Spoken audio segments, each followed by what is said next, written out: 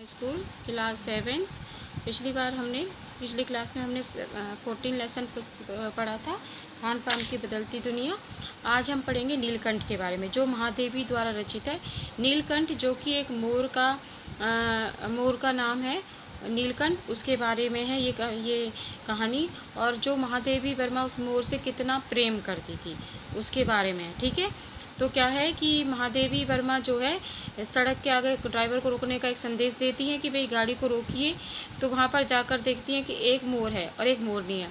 उन मोर और मोरनी को जो महादेवी वर्मा है, जो लेखिका हैं, वो अपने घर ले आती हैं। ठीक है, घर लाने के बाद उसको जो नीलकंठ होता है, उसका नाम, मोर का नाम नीलकंठ रखती है और अपने घर में उसको ले जाकर और पक्षियों के साथ उसको पिंजरे में रखते हैं। वहाँ पर देखते हैं कि जो लेखिका है उसके वहाँ पर पहले ही और अधिक जानवर और पशु पक्षी पहले ही से थे। ठीक है, घर पहुँचने पर सब कहने लगे कि तीतर मोर कहकर ठग लिया है। तो सब उससे जब वो घर पहुँचती है तो सब कहते हैं कि भाई ये तीतर है, मोर नहीं है, मोर कहकर जो है तुम्हें ठग लिया है। ठीक है, प्रसन्न होकर मैंने, तो उसके बाद क्या होता है, सब जो है पिंजरा रखकर उसका दरवाज़ा खोला तो जहाँ कटोरों में जो लेखिका होती है वो सत्तू की छोटी छोटी गोली और पानी रखा।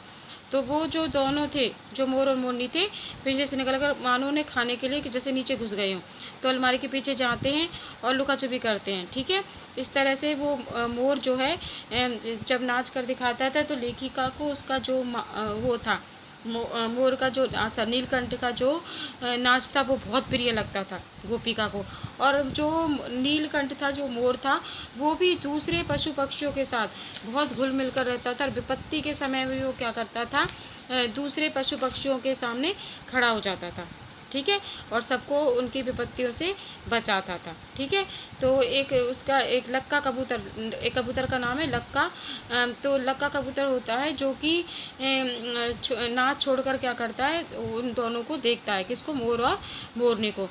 बड़े जो वहाँ पर खरगोश होते हैं वे भी गंभीर भाव से उनकी तरफ देखते हैं, मोर और मोरनी की तरफ देखते हैं। तो जो मोरनी होती है उसका नाम क्या है, राधा है, जो नीलकंठ के साथ रहती थी, नीलकंठ के पास रहती थी।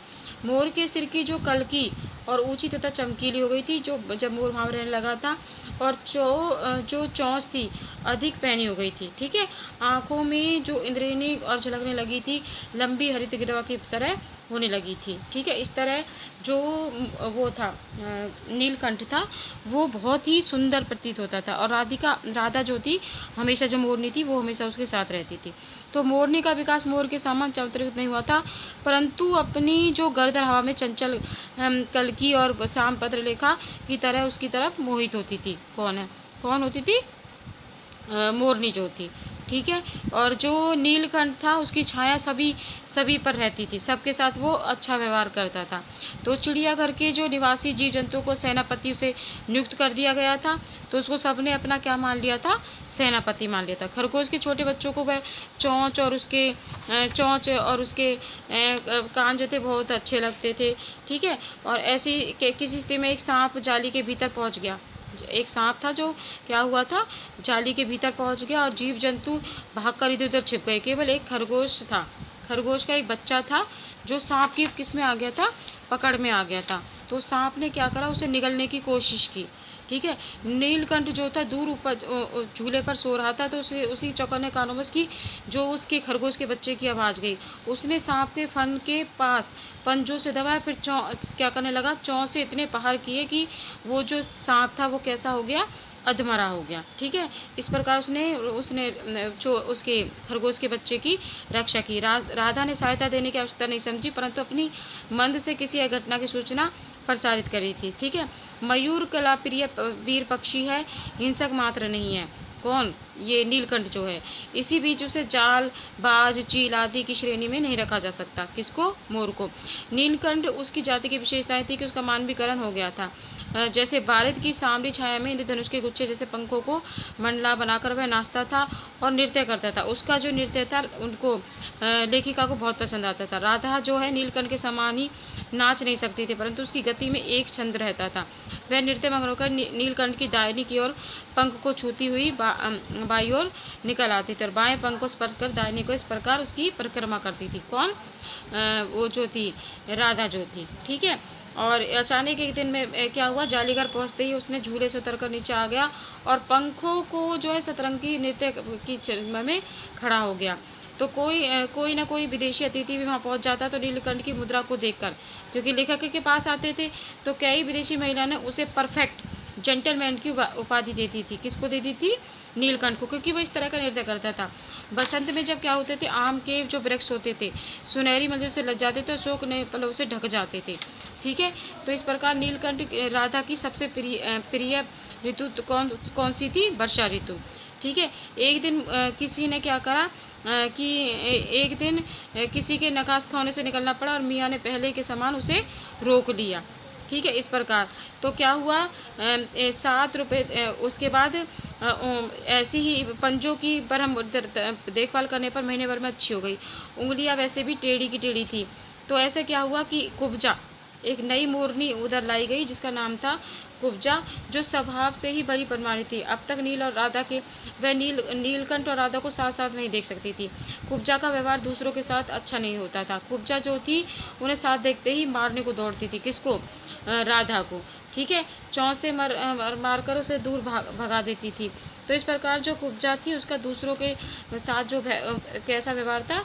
अच्छा नहीं था। इस कलह को से और उसे अधिक राधा की दूरी से बेचारे नीलकंठ की प्रसन्नता का अंत हो गया। कई बार वो जाली के घर से निकल भागा और कई बार भूखा प्यासा ही शाखाओं में छिपा रहता था। किससे छुपकर? कुब्जा से छोड़कर। ठीक है, तो एक बार क्या हुआ, उसके बाद क्या हुआ, अंत में 3-4 मास के उपरांत एक दिन सवेरे जाकर देखा कि नीलकंठ पूंछ पंख फैलाए धरती पर उसी पर बैठा हुआ था, जैसे खरगोश के बच्चों को पंखों में छिपाकर बैठता है। और फिर क्या हुआ, उसे संदेह हुआ वास्तव में क्या हुआ था, जो नीलकंठ था वो क्या था? मर गया। क्यों? उत्तर तो ठीक नहीं मिला। उसे कोई बीमारी हुई, न उसके रंग बिरंगे फूलों के सब शरीर को किसी की चोट का चिन्ह मिला। ऐसे साल में लपेट कर उस संगम में, अब राधा वो क्या लेखिका कहती है, उसे संगम में ले गई, संगम नदी में, और वहाँ पर उसको विसर्जित किया। उसके पंखों की चंद्रक्रियाओं को गंगा को चौड़ा फाड़कर एक विशाल मयूर के समान हुआ। नीलकंठ के न रहने पर जो राधा थी वो कई कोने में चुपचाप कोने में बैठी रहती थी। कई बार भाग कर लौट आया था तो उसे प्रतीक्षा के भाव से वह द्वार पर उसकी दृष्टि लगाए रखती थी। वो ये देखती रहती थी कि नीलकंठ वापस आएगा। कुब्जा ने कोलाहल के साथ तो खोज ढूंढ आराम की और खोज के प्राय जाली का दरवाजा खुलते ही बाहर निकल आती थी और आम, अशोक, कंचराव की शाखाओं में नीलकंठ की ढूंढती रहती थी। एक दिन आम से उतरी थी कि कजली के सामने पड़ गई। स्वभाव के अनुसार कजली पर चोंच का प्रहार किया और कजली के 2 दांत उसकी गर्दन पर लगे। इस प्रकार उसका कलह और देश पर जीवन बचाया न जा सका, परंतु 3-4 पक्षियों ने पक्षी प्रकृति की विभिन्नता को परिचय दिया। ठीक है, अब राधा अब प्रतीक्षा में तो अकेली रह गई। आषाढ़ में वह अकेला मेघा जन्म हो जाता था। वह कभी ऊंचे झूले पर और कभी अशोक की डाल पर अपने केका को तिरक करके नीलकंठ को बुलाती रहती थी। इस प्रकार जो राधा थी वो किसका इंतजार करती रहती थी? नीलकंठ का इंतजार करती थी। समझ में आया लेसन? जो एक मोर की कहानी को बताता है।